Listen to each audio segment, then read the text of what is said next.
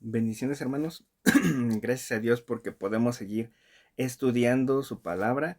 Y en esta sesión vamos a analizar un poco más de contexto histórico, pero obviamente relacionado con lo que nos dice la Biblia. Vamos a analizar lo que es el periodo de la cautividad. En esta parte analizaremos solamente los años aproximadamente del 590 al 535 antes de Cristo. Recordemos un poco de lo que ya habíamos estado estudiando. Nos quedamos en el final del libro de Segunda de Reyes. Ahí observamos cómo es que el pueblo de Israel fue cautivo, fue vencido por Babilonia, y en este panorama vimos cómo el último rey, que fue Sedequías, también fue asesinado, fue por su rebelión. Y pues la mayoría de gente, sobre todo la población, pues que tenía influencias, que tenía más prestigio, por así decirlo, fue llevada cautiva, y solamente quedó en esa región lo que es el pueblo pobre. Aquí vamos a ver un poco los profetas Daniel y Ezequiel solamente a grandes rasgos. No es un análisis tan profundo, es solamente un bosquejo de cómo podemos nosotros estudiar estos libros, y solamente para entender que durante este periodo de cautividad, aquí más o menos son aproximadamente ya cerca de los 100 años. Fue uno de los primeros periodos. Vamos a ver qué es lo qué podemos aprender de todo esto.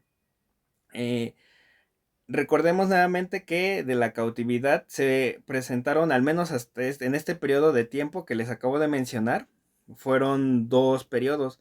En el primero, se llevó a cabo cuando Joaquín estaba a cargo del reinado de Judá. Vimos cómo este rey fue capturado, su familia, toda su descendencia fue capturada y fue llevada cautiva. Algo que destacar y que también pudimos analizar en el último capítulo de Reyes es que este rey no fue asesinado, fue cautivo y aproximadamente fue preso durante 37 años, pero posteriormente pudo recuperar su libertad, y a partir de ahí pues el pueblo seguía teniendo una esperanza de recibir ese rey prometido que Dios les había dicho. Bueno, pero vamos a seguir adelante. En este primer periodo pudimos ver que Joaquín reinaba, y Daniel fue el primero que, bueno, durante esta cautividad, esta primera deportación, Daniel fue llevado cautivo. Él y sus amigos, recordemos, los amigos de Daniel que fueron enviados también al foso de fuego. Vamos a ver un poco de eso más adelante. En el segundo periodo, Ezequiel fue el profeta que fue llevado cautivo. Cuando Ezequiel fue llevado, el que reinaba era Sedequías. Recordemos que este rey Sedequías era el que el propio Nabucodonosor había puesto para poder gobernar en ese lugar, pero durante un tiempo pues le fue leal, pero después se rebeló, y a causa de esta rebeldía pues este rey fue el que sufrió un poco más, porque vimos cómo mataron a sus hijos, mataron a su descendencia, y a él le sacaron los ojos. Entonces fue una muerte muy, muy violenta, pero vimos aquí cómo es para enfocarnos en el panorama en el que estamos. Entonces, ¿qué podemos hablar de Daniel? Bueno, a grandes rasgos, como les comentaba, el periodo en el que Daniel estuvo viviendo y profetizando fue del 605 al 530 antes de Cristo, aproximadamente unos 60 o 70 años. En este periodo fue cuando suceden los acontecimientos que nos narra su libro. A este libro a veces se le llama el Apocalipsis del Antiguo Testamento. Esto es debido a que, como tenemos muchas referencias que se nos narran también en el libro de Apocalipsis, va de la mano. Para poder entender justamente cuando lleguemos al libro de Apocalipsis, para poder entender ese libro debemos de analizar a detalle tal cual el libro de Daniel, al menos en las partes en las que van conectadas estos dos libros. El nombre de Daniel significa Dios es mi juez. Como información adicional, pues sabemos que este libro, por obvias razones, fue escrito en Babilonia durante la cautividad. Y principalmente las personas a las que fue dirigido fue al pueblo exiliado, a los judíos, pero también a pueblo gentil que se encontraba en Babilonia y Persia. Esto es debido a que las visiones y todo lo que pudo observar Daniel durante ese periodo van más relacionadas con acontecimientos futuros. Algunos tuvieron su cumplimiento, pero algunos otros tienen que ver con el futuro de la humanidad.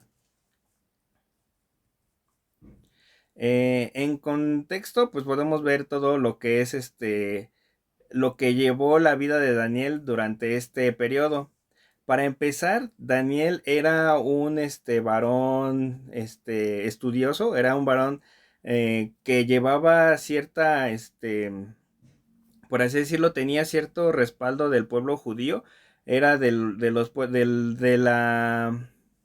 la población más culta, por así decirlo, y tenía buenos buenos principios llevados obviamente o entendidos con respecto a la cultura judía. ¿Esto cómo lo podemos constatar? Porque podemos ver a lo largo del libro también que Daniel estaba muy arraigado a lo que es la adoración a Dios, la adoración y el culto verdadero a Dios. Por eso vemos cómo es que al principio de su llegada, de los primeros momentos en los que es llevado a Babilonia, observamos esta imagen de cómo es que él, de todo su corazón, no está en su corazón el contaminarse con las cosas de Babilonia. Fue adolescente prácticamente cuando fue llevado él y sus amigos. Recordemos que el libro de Daniel también nos lo menciona en el principio, que Nabucodonosor escogió de los varones más hermosos, de hecho lo dice la Biblia, que eran de mejor parecer para ser capacitados o adoctrinados con esta cultura babilónica y para ser servidores del gobierno, ¿no? Aquí tal cual nos lo menciona. Pero como vemos que Daniel pues funge un papel primordial porque decide no contaminarse. Eh, Algo curioso de Daniel, o algo que destaca mucho la atención, es que no se describe nada negativo sobre él. Podemos observar que durante su vida mantuvo rectitud y adoración continua y genuina a Dios. Sobre todo lo vemos en los momentos de oración y de adoración, que a pesar de que le costaban su vida, él no tuvo, no dudó en seguir al Dios verdadero y en querer agradarle solamente a Él. Eh, Vemos aquí que otro dato curioso es que el Daniel fue escrito principalmente en lengua aramea. En el pueblo judío se contrastaban dos tipos no idiomas, serían como variantes del idioma, que sería el hebreo y el arameo. El arameo era más como para las personas, no tan estudiadas, como que más, coloquial, y el hebreo sí era más, con matices más, definidos. Pero en este caso vemos que parte del libro de Daniel fue escrito en el arameo. También podemos llegar a deducir que esto es debido a que el alcance que quería llegar, el mensaje que escribió Daniel. Porque al estar en este lenguaje mucha gente podría haberlo entendido en esa época. A grandes rasgos también podemos definir el libro de Daniel como a partir de este bosquejo que les pongo a continuación. La preparación de Daniel en Babilonia, que se nos narra desde el capítulo 1 en ese mismo capítulo hasta el versículo 21. Aquí es donde se nos narra pues la situación desde que Daniel fue llevado a Babilonia, fue puesto bajo el cuidado de estos dirigentes de Babilonia y, y se le estaba imponiendo este tipo de cultura, ¿no? La alimentación, el tipo de costumbres, pero Daniel, con un corazón sumamente arraigado a Dios y con esa convicción, decide no contaminarse. Entonces vemos aquí la actitud de Daniel y es lo que también podemos aprender de eso, ¿no? De la obediencia, de que a Dios le agrada cuando nosotros somos, eh, dedicamos nuestra vida a Él, o sea, no decidimos no participar de las cosas que pasan en el mundo. Otra parte que también nos puede narrar este libro es cuando Daniel y sus amigos ya se encontraban instalados en Babilonia. Vemos cómo es que esta decisión de no contaminarse, de no querer agradar al, pues sí, al sistema babilónico, les favorece porque a raíz de eso vemos cómo Daniel tiene un respaldo poderoso de parte de Dios y es el único que puede interpretar el sueño de Nabucodonosor. En este sueño, que también tiene bastantes simbolismos, pues podemos observar a final de cuentas lo que es los reinados, el tipo de reinos que se seguirían en la historia de la humanidad. Y todo eso culminando con el poder el reinado de Jesucristo, que es la roca que se nos menciona en ese sueño. También durante esta parte de la historia, vemos un acto nuevamente de convicción, de fe por parte de los amigos de Daniel. Aquí vemos cómo ellos no deciden inclinarse ante la estatua de Nabucodonosor y prefieren, dice la Biblia, ¿no? Que prefieren ser echados al lago de fuego. Bueno, Nabucodonosor los echa, pensando que con eso pues ya se iba a librar de ellos, pero ellos dicen que confían más en el Dios Todopoderoso que los puede salvar.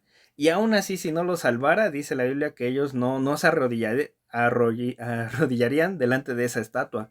Entonces vemos aquí otro ejemplo de la convicción, de la fe que nos enseña Dios a que debemos de tener ante las circunstancias, ante el sistema, quizás impuesto que nos quieran obligar a hacer cosas que van en contra de la palabra de Dios. Vemos que Él es el único que nos respalda. Otro acontecimiento importante es la escritura de la pared. Recordemos que durante este otro reinado, este otro rey, aparece una mano que empieza a escribir una profecía, y de igual manera el único que puede interpretar este mensaje es Daniel. Aquí lo podemos ver en los capítulos 5, en todo el capítulo 5, del versículo 1 al versículo 31. Y otro punto primordial de este libro, de las profecías de Daniel, es que se nos da nuevamente otra circunstancia en la que la fe es más poderosa que cualquier otra arma, otra fuerza de hombre. Dice aquí que la fe de Daniel fue probada en el foso de los leones. Aquí lo podemos observar mediante esta otra situación en la que los enemigos de Daniel, como lo mencionamos hace un momento, al no haber nada malo en contra de Daniel, no encontraron nada por lo cual lo pudieran culpar, por lo cual lo pudieran pues acusar delante del rey. Sus enemigos inventan este nuevo mandato y obligan técnicamente al rey a que lo firme, sabiendo que pues si lo firma él ya nadie más lo puede abolir. Y vemos también aquí otra imagen que quizás a veces no la relacionamos, y es que durante el tiempo en el que Daniel estuvo predicando, pues sí fue bastante. Mencionamos al principio que fueron de aproximadamente 60, 70 años. Para este tiempo Daniel ya tenía aproximadamente 66 años, o sea, ya era una persona grande. Pero vemos cómo aún a esa edad él seguía con un corazón firme y decidido a no importarle nada con tal de adorar a Dios. Esto fue debido a que sus enemigos, como bien lo mencionaba, querían acusarlo porque él estaba adorando al Dios verdadero, cuando en ese edicto dijeron que no, que nadie podía arrodillarse ante otro dios, sino ante el rey Ciro, si no mal recuerdo. Entonces aquí vemos cómo es que Daniel, con una convicción fuerte, y poniendo su fe totalmente en Dios, desacata esta orden, y al final de cuentas sus enemigos lo arrojan al foso de los leones. Pero Dios, al ver esa convicción y esa seguridad que tenía en él, pues no permite que le pase nada. Entonces es otra enseñanza que también nos deja este libro, y es algo importante analizar cómo es que, si bien el pueblo de Israel había desobedecido y había hecho lo malo delante de sus ojos y estaba sufriendo las consecuencias de sus actos. Recordemos que inclusive lo mencionamos en enseñanzas anteriores.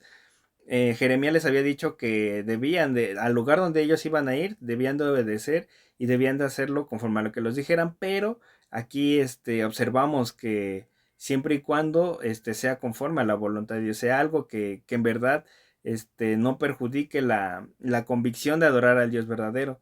Y estas enseñanzas que hicieron los enemigos de Daniel, pues veíamos cómo es que a pesar de que Daniel desobedece, pero fue por un bien mayor, que fue el que su convicción, el que su fe no fuera rota delante de sus enemigos. Y por último, algo que también observamos en este bosquejo del libro de Daniel, podemos, en total lo dividimos en 6 partes.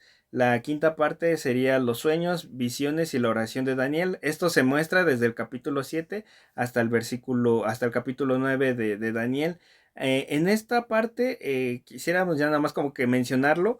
Vamos a verlo más a detalle cuando lleguemos a analizar posteriormente el libro de Apocalipsis en un futuro, si Dios nos presta el tiempo y nos da la sabiduría para poder comprenderlo más a detalle. Pero vemos aquí que en Daniel se nos narra las 4 bestias que corresponden a los reinos de Babilonia, Persia, Grecia y Roma. Eso viene en el capítulo 7. El carnero y el macho cabrío en el capítulo 8 y los 77 que vienen en el capítulo 9. Todo esto viene a manera de símbolos, pero sí es entendible si vamos complementando con lo que nos dice la Biblia en las referencias. Y por último se le muestra a Daniel la revelación del futuro de Israel. En esta parte se abarca desde el capítulo 10 hasta el final del libro y observamos pues técnicamente que si bien van a venir tiempos difíciles, van a venir tiempos de persecución, de angustia, este libro de Daniel nos enseña a que a pesar de todo eso, Dios tiene un plan y un propósito eterno para bendición. O sea, que no nos quedemos solamente con las cosas malas, sino que tengamos fe y esperanza de que Dios va a darnos la fuerza y la convicción de seguir adelante y llegar hasta a ese momento. Algunas palabras clave que podemos resaltar de este libro es la valentía, la perseverancia y pues recordando, ¿no? Que el libro de Daniel muestra diferentes relatos sobre valentía, el hecho de encarar a la autoridad que en este caso pues estaba oprimiendo al pueblo judío y no solamente encararla por orgullo, sino con un propósito fidedigno de poner nuestra fe en Dios, de poner la fe en Dios primero, antes que cualquier cosa. Y a final de cuentas, Dios en el final del libro asegura que Él va a preservar a su pueblo hasta el final. O sea, esto no es lo último, sino que es solamente un periodo de prueba que tenían que pasar el pueblo judío para llegar nuevamente a su relación genuina con Dios. Y de igual manera nosotros, es lo que nos enseña este libro, a confiar en Dios y a tener la seguridad de que aunque pasen pruebas, que nuestra fe no se vea manchada o que no se vea alterada por las presiones del mundo. Si nos consagramos a Dios y nuestra vida en el bien triunfará sobre el mal, es lo que vemos también en las visiones que más adelante analizaremos en Apocalipsis. Y solo Dios es el único que puede verlo y saberlo todo. Algo que también observamos en este libro es sobre el tema del ayuno y va muy relacionado con el de la comunión con Dios. El tener esa convicción para, pues, de negarnos de ciertas cosas para poder acercarnos más a Dios independientemente del lugar en donde nos encontremos.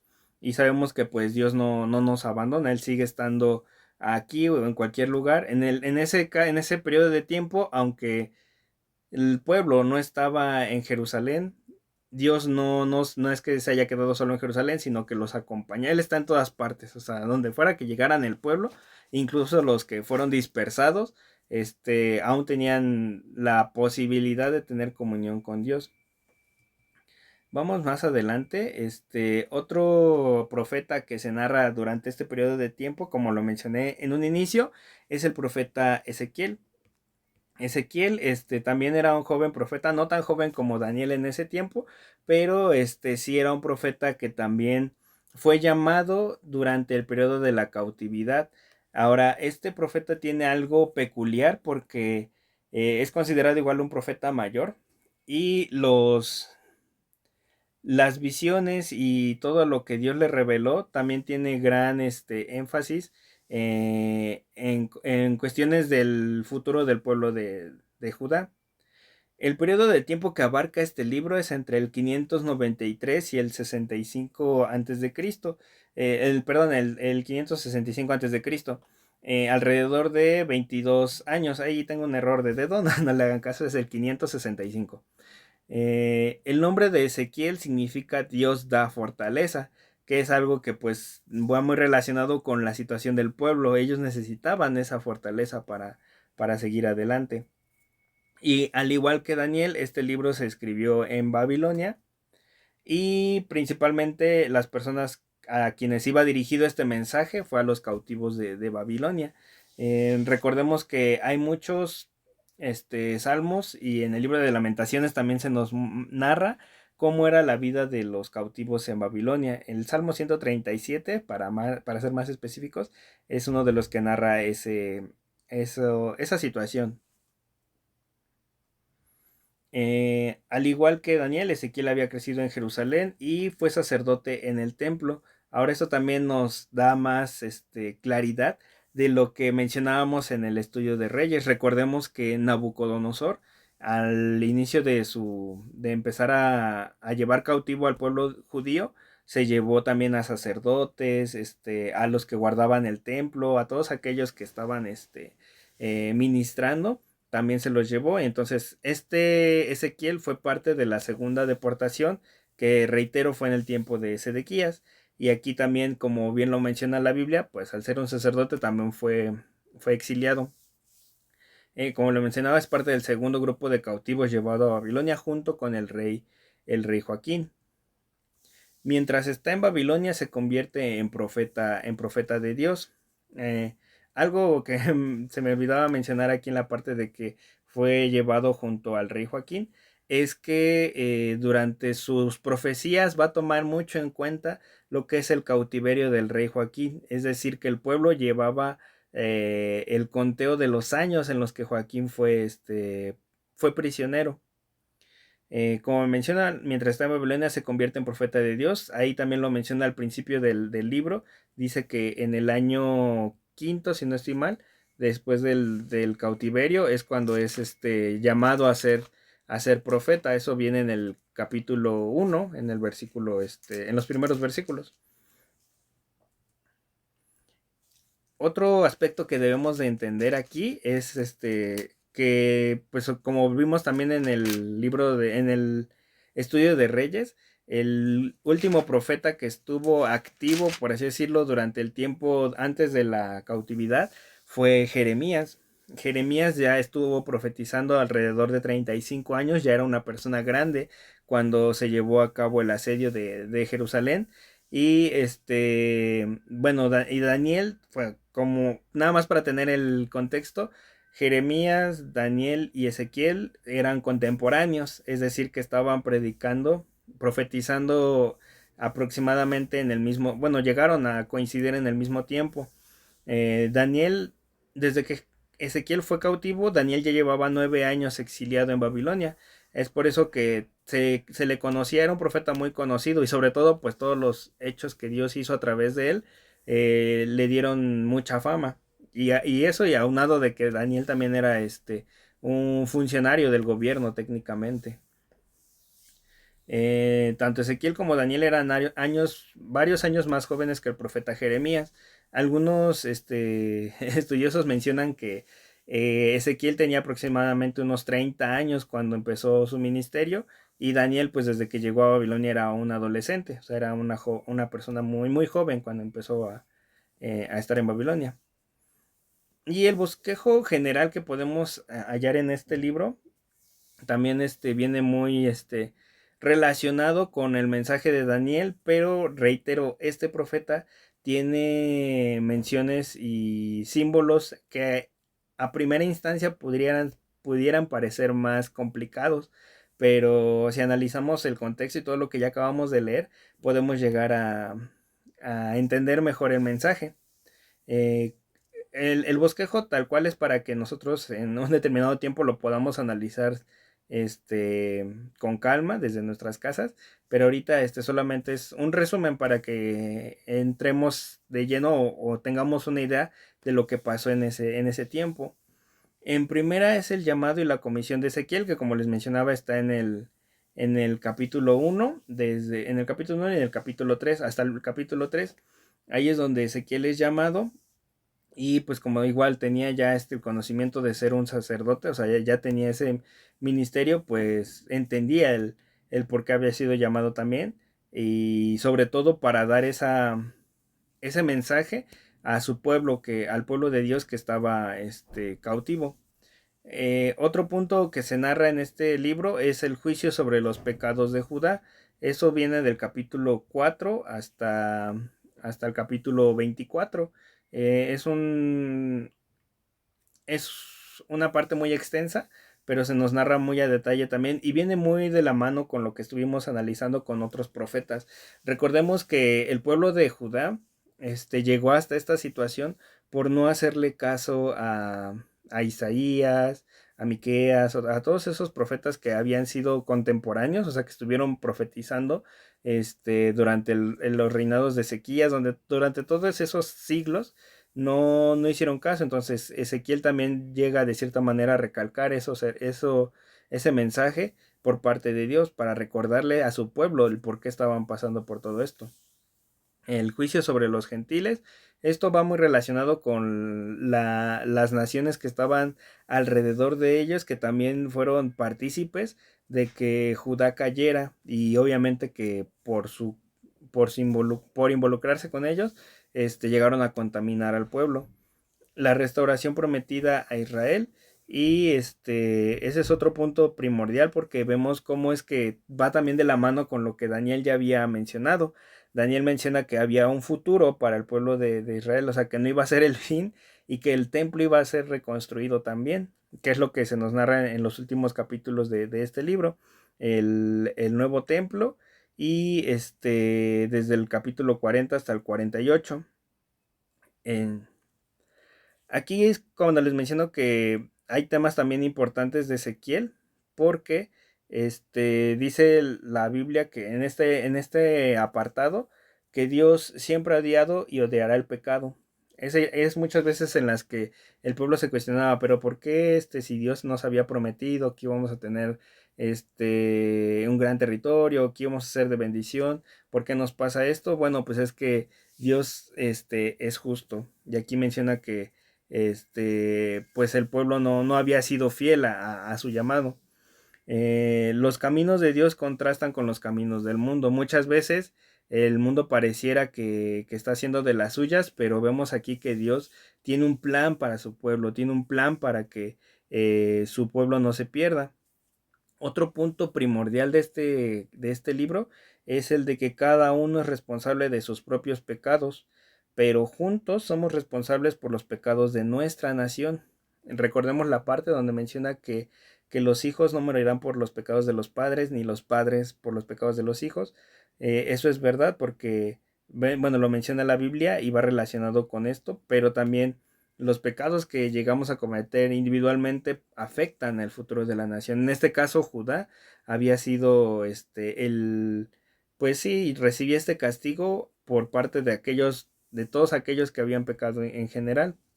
Y así como todo padre que nos ama, Dios nos disciplina por nuestra desobediencia y las promesas divinas de restauración habrán de cumplirse.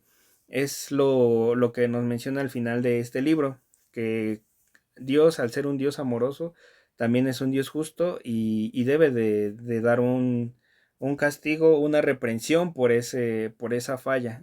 Hasta este punto también ya se les había dado la profecía de un nuevo, de una nueva esperanza, de que todo iba a salir conforme al plan de Dios, pero a su tiempo. O sea, no era cuando ellos quisieran, sino iba a ser a su tiempo.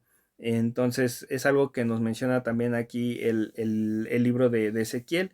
Y otro punto importante, pues como lo mencionaba, eran las visiones. Se mencionan visiones como la atalaya también.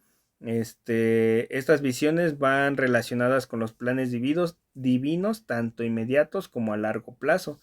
Y tales visiones ayudan a Ezequiel a que se convierta en la atalaya de Dios para advertir y animar al pueblo. Es algo que se nos menciona, podemos verlo desde el capítulo 3 y también en el capítulo 33 de Ezequiel, nada más para darnos una idea.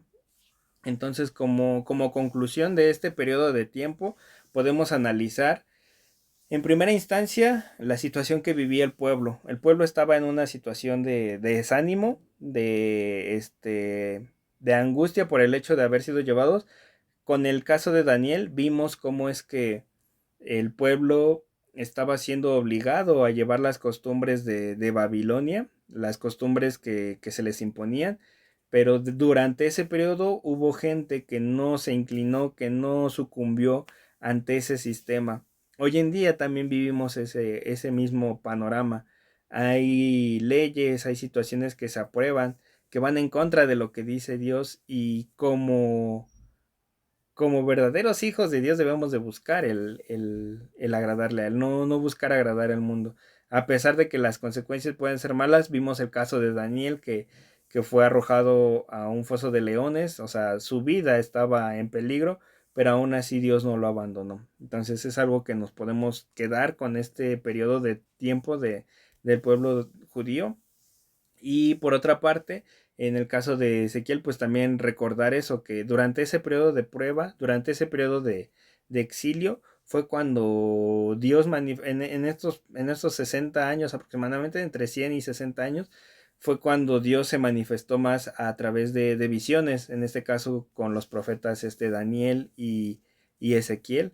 Vemos cómo es que ellos fueron llevados a conocer más de los planes futuros para Dios, de los planes que Él estaba orquestando, y cómo es que Dios no se quedó con esa información en oculto, sino que la compartió para darle esperanza a su pueblo. Entonces es algo que podemos observar en este pequeño estudio. Perdón por la brevedad. De igual manera se les va a compartir esta